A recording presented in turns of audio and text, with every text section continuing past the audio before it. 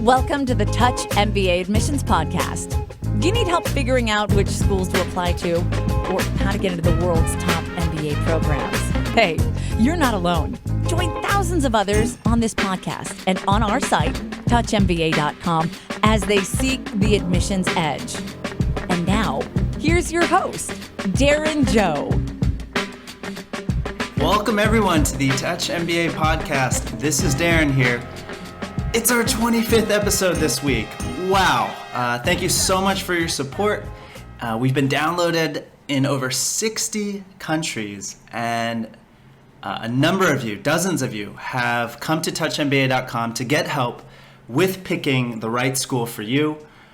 It's just been a lot of fun, and I'd love to hear your feedback on which schools you would like to have on the show, what sort of content would be useful for you, what would you really like to know about picking MBA programs and the MBA admissions process. So please feel free to write me at darren@touchmba.com. That's DARREN @touchmba.com. Always love to hear your feedback. And speaking of feedback, we got our first two iTunes reviews. They're both 5 stars, which brought a smile to my face.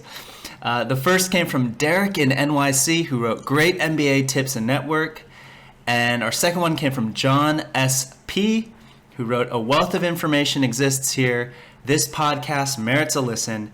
Thank you, Derek and John, for being the brave souls to give our first iTunes reviews. Really appreciate the feedback.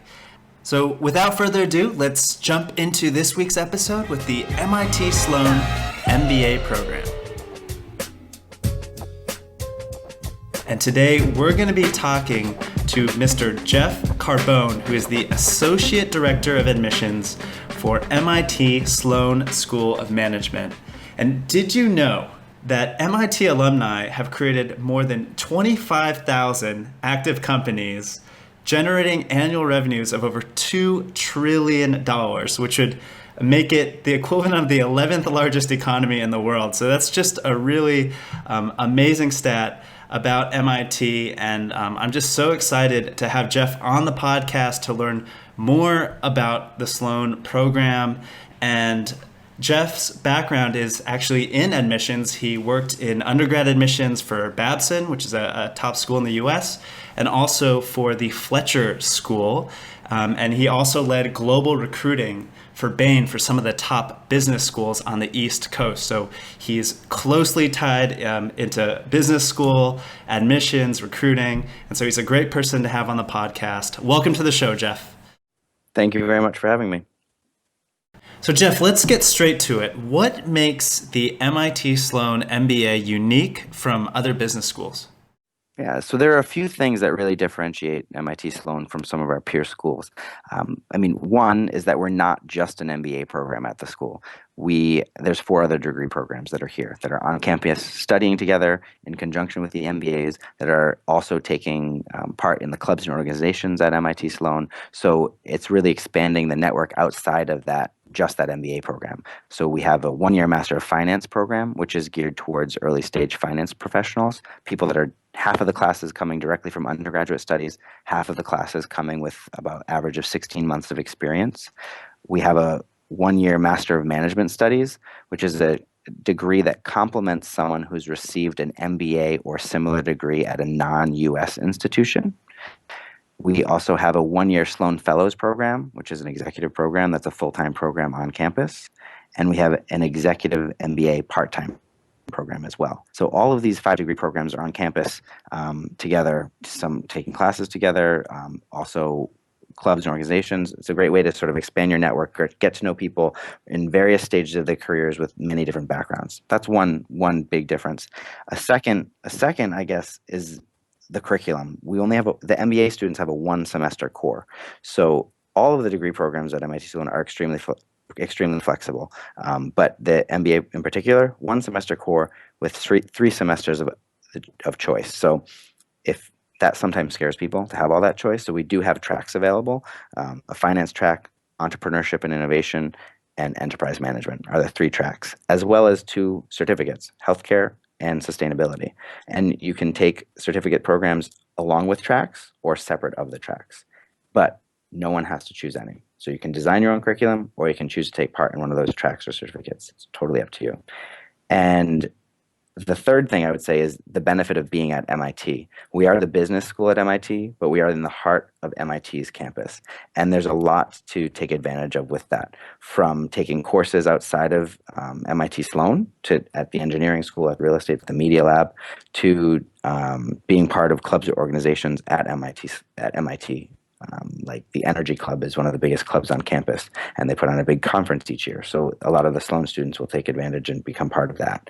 Also, the Sports Analytics Conference is another thing a lot of people like to get involved in. So aside from taking classes, clubs, organizations, the Entrepreneurship Center, the Legatum Center, so many different centers on campus that students can really become a part of, and we are fully integrated into the institute as a whole, which is great because they're opens up a wide variety of networks that you can really take part in. The other thing that's nice is they can really expand their curriculum by taking courses outside of MIT Sloan, so at any of the other departments at MIT, any of the other schools, as well as any of the other schools at Harvard too. Really? So they can take any other courses at MIT and Harvard? Correct. So they can take up to 3 courses outside of our curriculum, outside of the Sloan curriculum. And there are courses that are actually jointly listed between Sloan and engineering. Product design, for example, is a course that's jointly listed, and those wouldn't even count towards that 3-course load. And do you have to be a technology person to go to MIT Sloan? No, that's one of the biggest misconceptions. We are housed at MIT, which is a very technological place. However, we are the business school at MIT. So we have a lot of people from a lot of different backgrounds who want to do many different things after their MBA. So we're not looking for one particular type of student. If you look at our class profile, yes, a third of the students the past few years have had engineering backgrounds, for example, but it's just given the fact that people who have engineering backgrounds want to study at MIT and want the benefits of the Sloan degree. So we get a lot of applications from people with technical backgrounds. It's not that we're only looking for those types of people. I also noticed that MIT has a real strong focus on action learning, mind in hand. And can you explain exactly what you mean by this, action learning? Sure. So this was brought into the curriculum at the onset of MIT Sloan, where we believe that it's not good enough to just learn the concepts of how to do something, but you actually have to take it and put it to use. And we have these 13 action learning labs, amongst other ways of doing things. These action learning labs are just sort of a targeted way for a student to discover an industry that they may not have had a chance to work in, or try their hand at something new. And the action learning labs range from anything from industry to company size, from startups to Fortune 500 companies. They can focus in finance and healthcare, in entrepreneurship, in developing countries. So it really runs the gamut. So students can choose an action learning course they want to take. Most students take at least one. There are many that take up to 2, 3, 4, 5 of them. And you're in the classroom learning a concept. You pick a group of students to work with. You pick a company to work for. There are more companies coming to campus asking for our help than there are student groups to fill those positions each year. And you're actually working with these companies throughout the semester to help them solve a problem that they might have. Some of them you're just doing remotely from campus, having teleconferencing and phone calls with the companies. And then a lot of them you're actually going on site and working with those companies for 2 to 4 weeks over the course of during the semester, or during January break, during independent activities period, which all students have the month off. So you can really get on the ground running, working with these companies. It's a great opportunity to try something new, learn about a different industry, and help a company that's having some difficulty. I saw that there was a China lab, an India lab, a global entrepreneurship lab. So are students actually traveling to these countries to work for these companies or organizations? Yes, they are. So with China Lab in particular, where they're partnering with a university over in China and coming together with a team there to solve a problem that's in China. There's also, with the Global Entrepreneurship Lab, students are traveling to developing countries, whether it be Southeast Asia or Africa or South America, and working with a startup that's just trying to get off the ground and sort of become a bit bigger. So traveling all over the globe for anywhere to 2 to 4 weeks. It's a great opportunity. And are there any new exciting developments at MIT Sloan? any new exciting developments? I mean, that's a hard thing to answer. There's so much going on at MIT Sloan. It's such an entrepreneurial place. Every day there's something new. And within our curriculum, we have a new healthcare certificate. So that's pretty exciting. We've been working so closely over the years with Mass General and Beth Israel Hospital and doing a lot of stuff with operations. And we have decided to create a healthcare certificate that's available now for some students if they'd like that. But like I said, it is such an entrepreneurial place that every day there's something new and exciting happening. And if anyone is ever on campus to go check out the Media Lab, that it's just amazing. And a lot of the MIT Sloan students will take classes at the Media Lab, and it's just a phenomenal place. And not to mention the Entrepreneurship Center and the incubator, where they're incubating companies every summer of our current students on campus. There's just too many things to list. Jeff, you went to Babson, which is known as one of the most entrepreneurial universities in the U.S., and you've done recruiting at Bain & Company for top business schools on the East Coast. So how would you describe the typical Sloanie, as they call MIT Sloan student? I mean, what makes the MIT Sloan student different than students from other schools? Sure. The MIT Sloan students, it's a really unique atmosphere here at MIT Sloan, and it transcends from the students up to the faculty and to the staff and administration. The people here are just really, they're down to earth, friendly, approachable, humble, extremely accomplished, but extremely humble. And it's a great environment, a very collaborative environment where people are just willing to go the extra mile to help each other out. I've never worked at a place where it's been so easy for me to connect with faculty or students to help with different admissions events, for example, or just to hear about the things that these students are working on or the companies that they've created while they're here.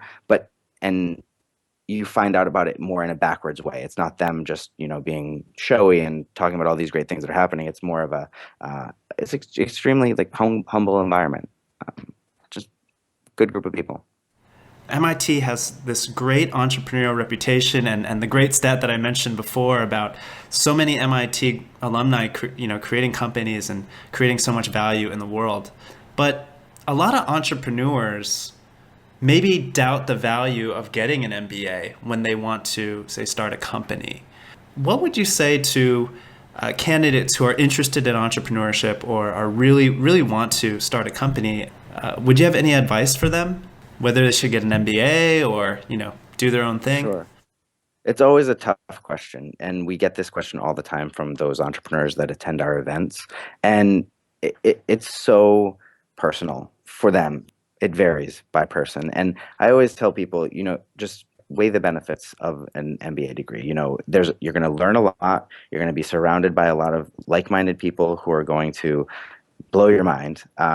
And you're going to have a lot of great resources on campus while you're here to help take that company and maybe make it even larger. The Entrepreneurship Center, which isn't, most people assume the Entrepreneurship Center is housed at the business school, but it's actually housed at MIT and at the Institute in general. And so it's bringing a lot of people together that wouldn't normally come together. The engineers are coming in, the business students are coming in, the real estate. There's a lot of people coming together to share ideas, and they can help bolster that company that you might already have up and running, or an idea that you might already have. And not to mention the Cambridge Innovation Center, which is right down the street, which was started by a MIT Sloan alumnus, where the Venture Cafe that happens each week. There's a lot of opportunities for you to take your idea, get some support for it, or take your current company and make it larger, as well as an alumni network, a really strong alumni network that's going to be there to support you throughout the process, throughout your many iterations of a company.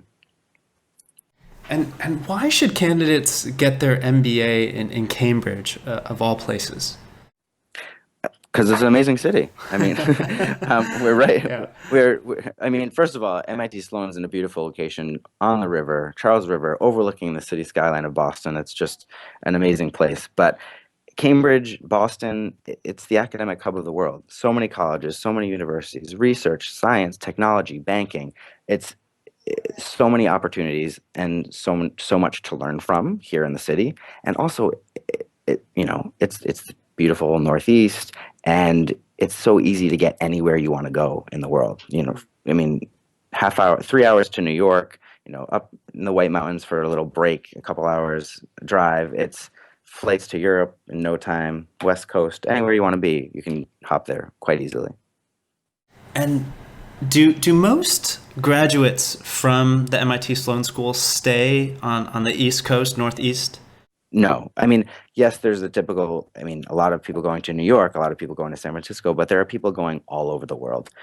It's not just, we're not finding our graduates just sticking to one specific region. Some stay in Boston, but people are going all over. We have 40% of our student body are international students. Some of them are staying here, and some of them are staying in the States when they graduate. Some of them are going home, and I know a few that are trying new countries out that they've never been to, as well as the U.S. citizens that are here. Some are going abroad to work after they graduate, going to work for multinationals. It really varies where people are coming from and going to post-graduation. It sounds like there's just so many activities and opportunities at MIT Sloan and MIT, the larger university. And as you mentioned, the core curriculum is completed in that first term. So do the students get dispersed, or how do they all stick together and continue, seeing each other and network with each other? How does that work?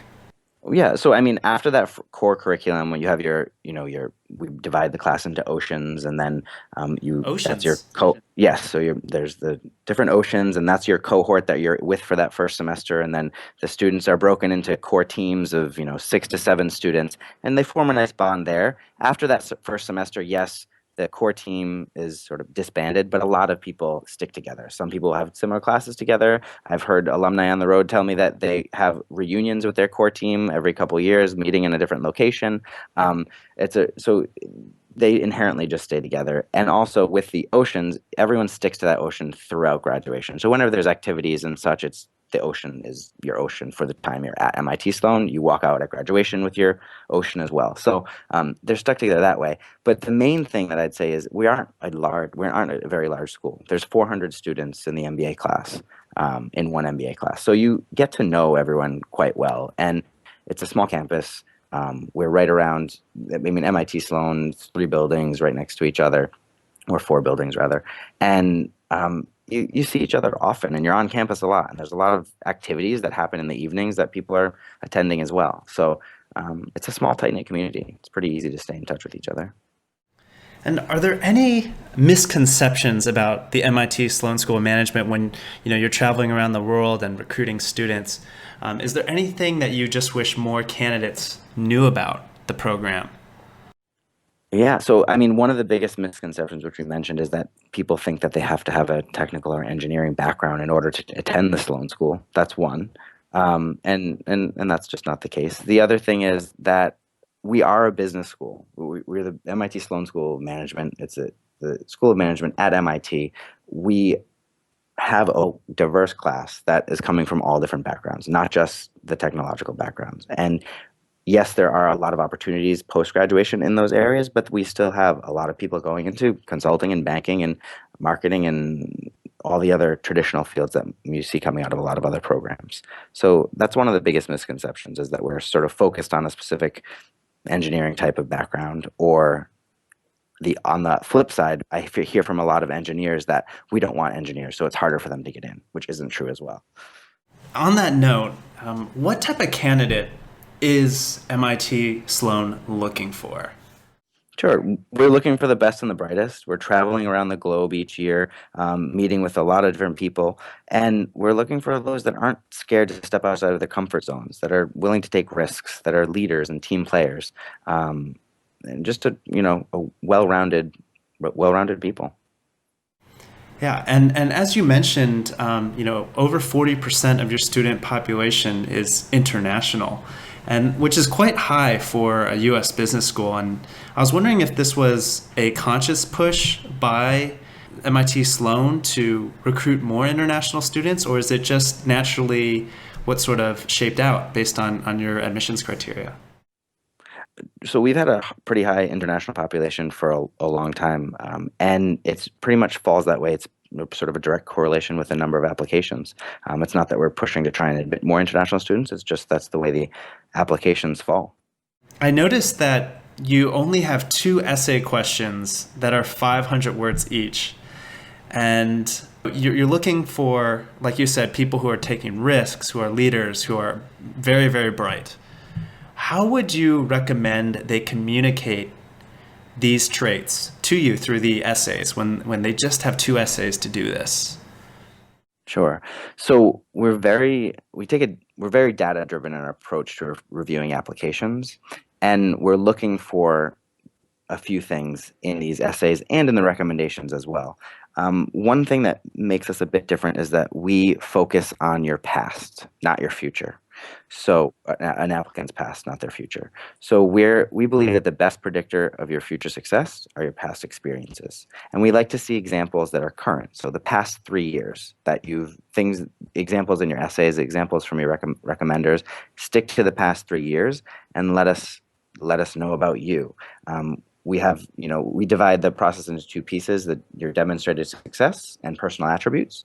And the personal attributes are the things that we're looking for within those essays and those recommendations. So, innovation, creativity, teamwork, leadership, ability to work independently. Those are the things we're trying to find within those essays.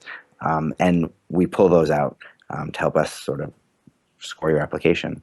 And one thing I would tell students who are applying with the essays, there's a lot of times people leave out the meat of the essay. They tell us a story, they give us the beginning, they give us the end, but they don't tell us how they got there. So just remember to describe how you got from point A to point B, and let us know what you thought, how you felt, what you did throughout that situation. Another thing that I'd recommend is a big mistake that a lot of applicants make is they talk a lot about hypotheticals, what they would have done differently, or how they would have changed the situation, and that doesn't give any credit in our process. We stick to the facts, stick to the past, and describe the situation. So don't waste the valuable essay space on the should have, could have, would haves. That's great advice, and I find that fascinating that MIT takes a data-centric approach to the admissions process. But what would you recommend to, say, a candidate who accomplished something amazing more than 3 years ago, or has a great recommender from 5 years ago that he would like to write about his work experience and aptitude?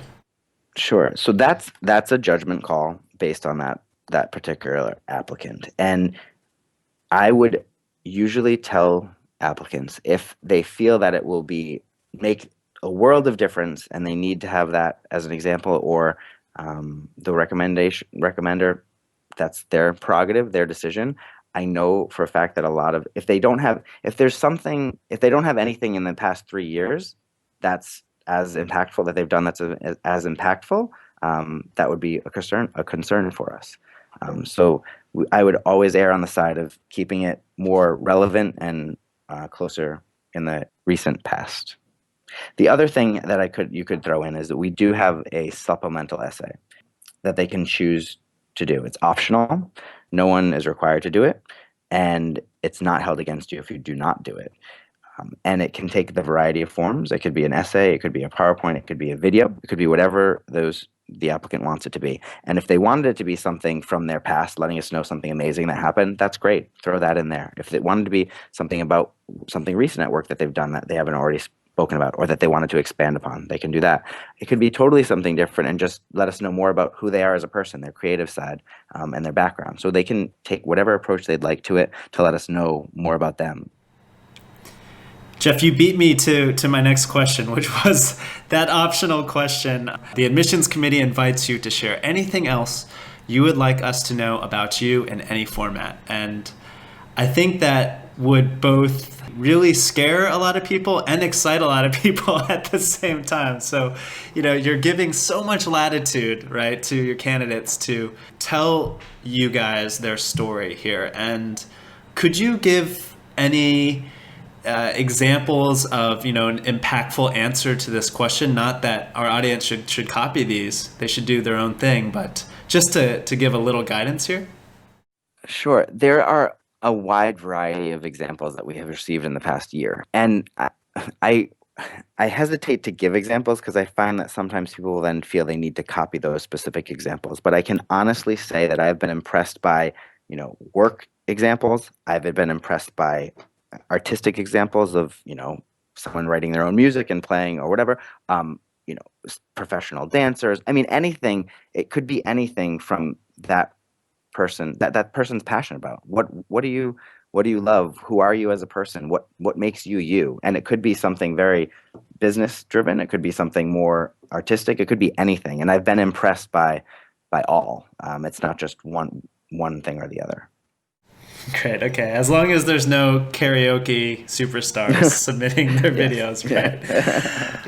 Exactly.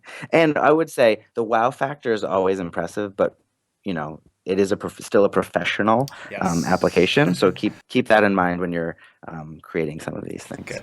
I think that's the advice our audience needs to hear. Keep it professional, but tell your story. And so I noticed that MIT has quite a high average GMAT, and so I was wondering whether you guys had a minimum GMAT score that candidates should aim for. No, we do not. There's no cutoffs in the process. We have a wide range, and it's just one piece of the puzzle. We're looking at all the different aspects of your application to help form our decisions, and there is no cutoff. And yes, our GMAT score is above 700, but it isn't one of the top ones, which just shows that we're not just picking all those top scoring applicants. So yeah, because it's MIT and it has this reputation for analytics and a really intense first term. For those candidates who maybe don't score as well as they'd like to on the GMAT, in particular, say the quantitative section, would you recommend they do anything else to bolster their academic case for MIT Sloan? Yeah, so we're not looking for reasons to reject applicants. We're looking for reasons to admit them. So if someone's weaker in one area, we'll look for it to be bolstered in another. So, if someone has a weaker quant, we may look at their undergraduate transcripts to see if they've got some more quantitative coursework there. We may look at their current work experience to see if that has any help in the situation. There are people that do choose to take a calculus or an economics course. It's not necessary.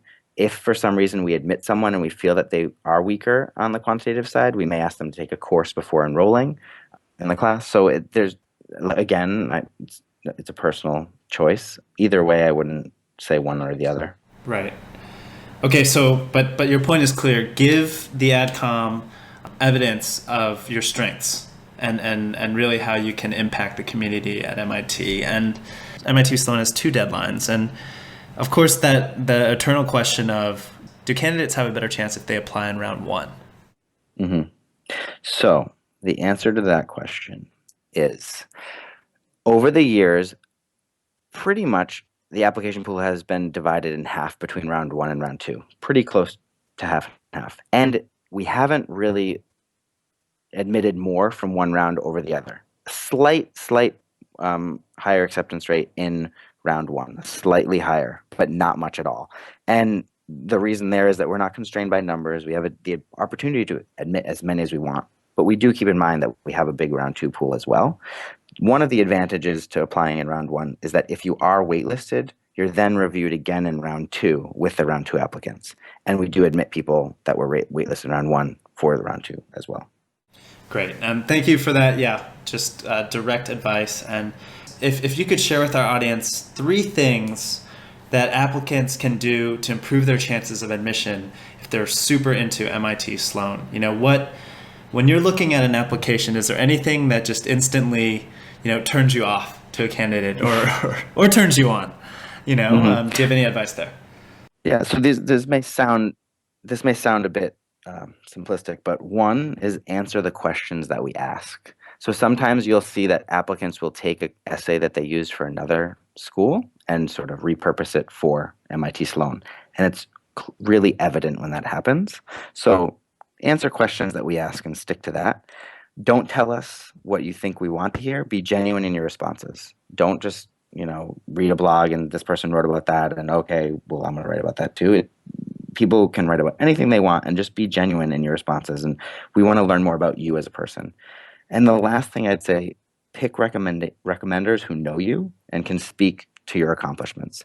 Don't worry about title. Don't worry if they're an alumnus of the school or not. Pick someone that knows you well. That is a supervisor, not a peer.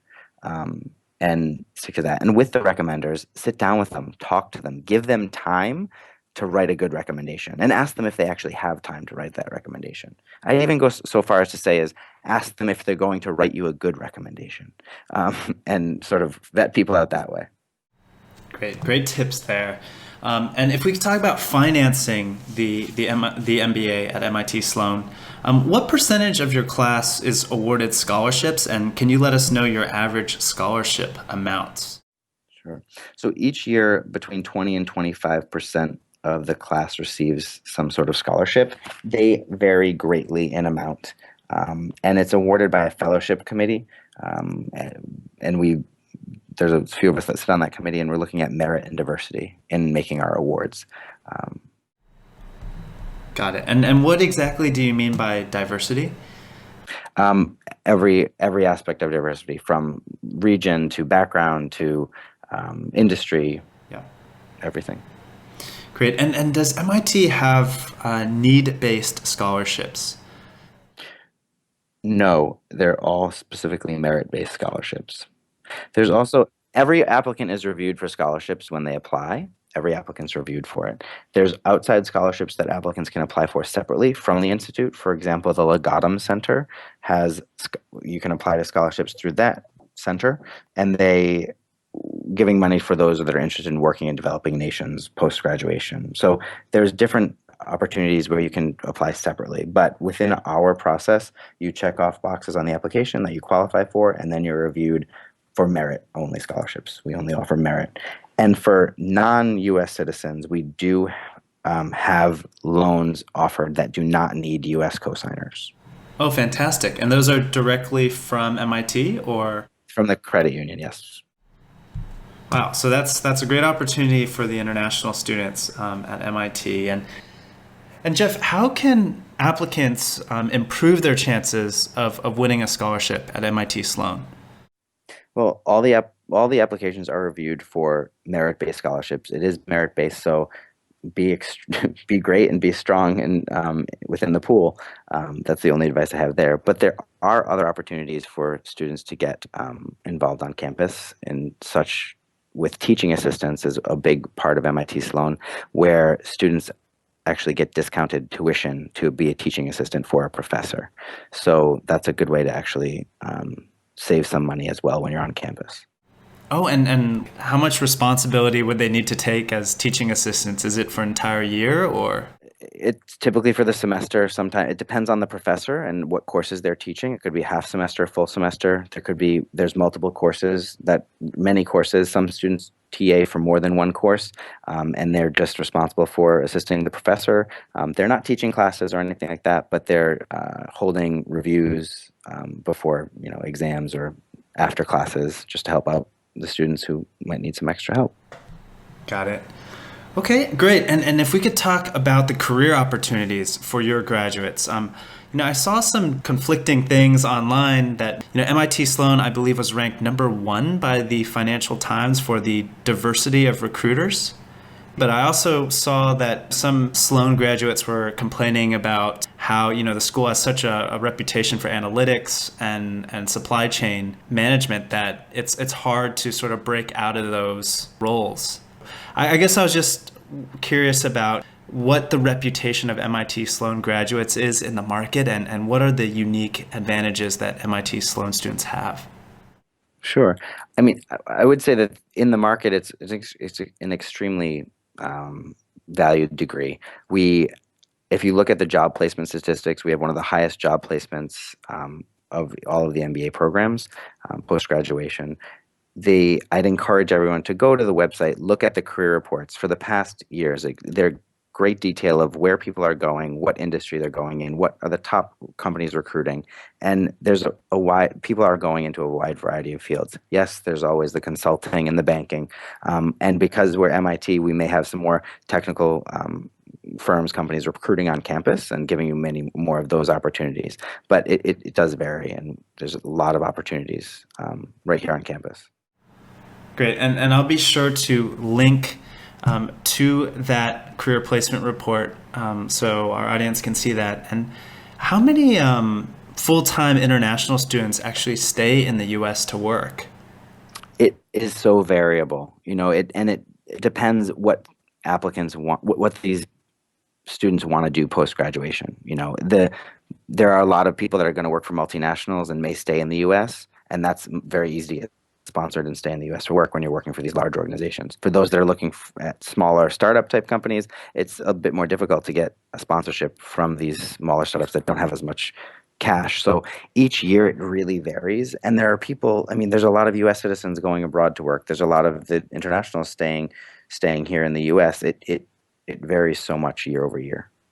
But there's always that opportunity, and there's always people that are staying. Yeah, and kind of on that note, are there a lot of MIT Sloan alumni outside the U.S.? And are they very active? Yes, so there's over 22,000 MIT Sloan alumni in over 90 countries. And then on top of that, there's 125,000 MIT alumni. So the network is really large.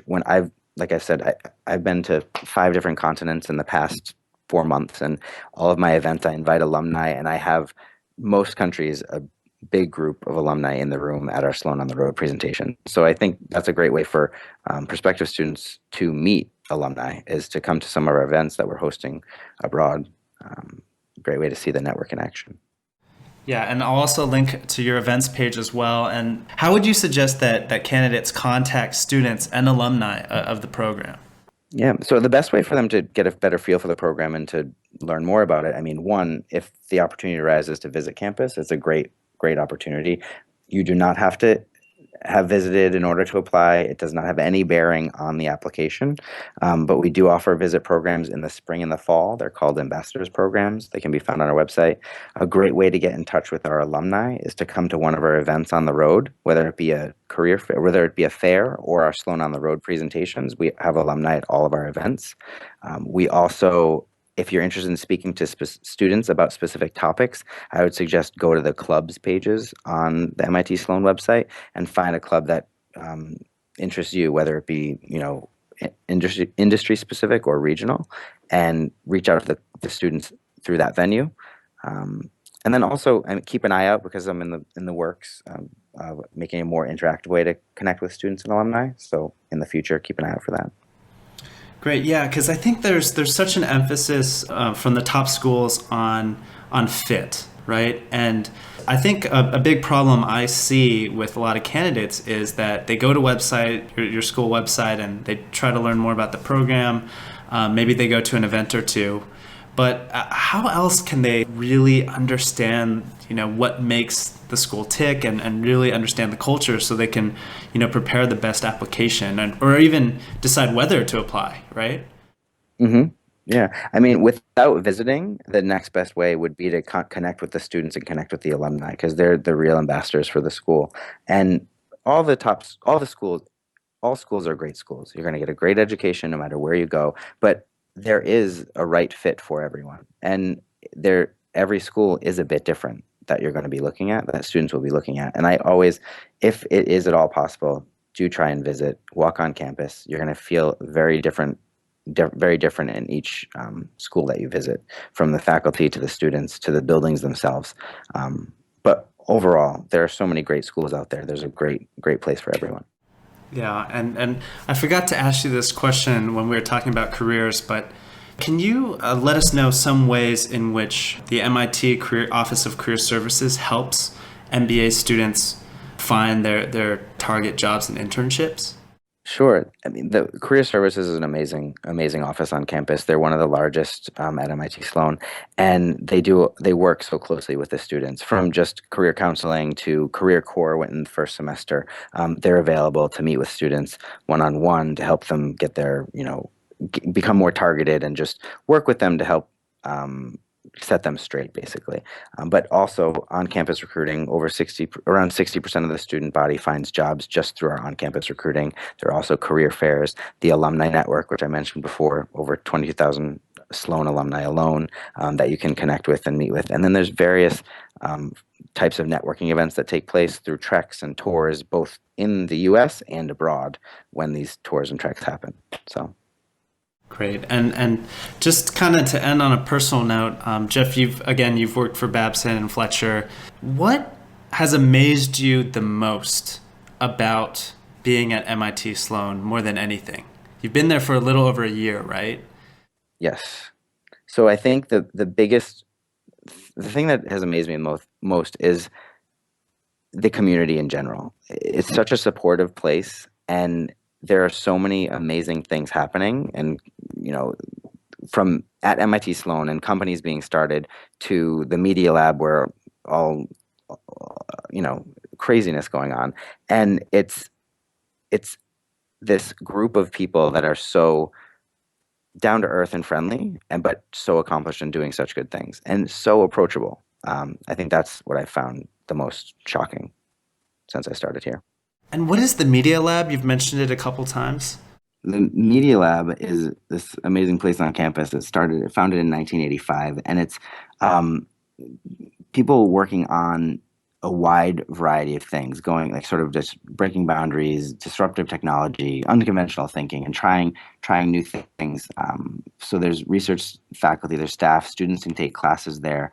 There's 25 different research groups working on more than 350 projects that range from digital approaches for treating neurological disorders to electric car for sustainable cities to advanced imaging technologies that can be seen around a corner, like just randomness, so many different cool things going on. Wow. So it really is sort of the hotbed of innovation. And Jeff, just to close the program, what 3 words would you use to describe the MIT Sloan MBA? I'd say it's innovative, rigorous, and collaborative. Great. Thank you. Thank you so much, Jeff, for being on the show. And we hope to have you on again soon. Great. Thank you very much. Thanks for listening to the Touch MBA podcast. Don't be shy. We have a mailing list. Go to touchmba.com and get yourself signed up. And we'll keep you posted with the best tips and insider interviews on how to get into your number 1 school. You can also find us on Twitter and Facebook at Touch MBA. See you soon.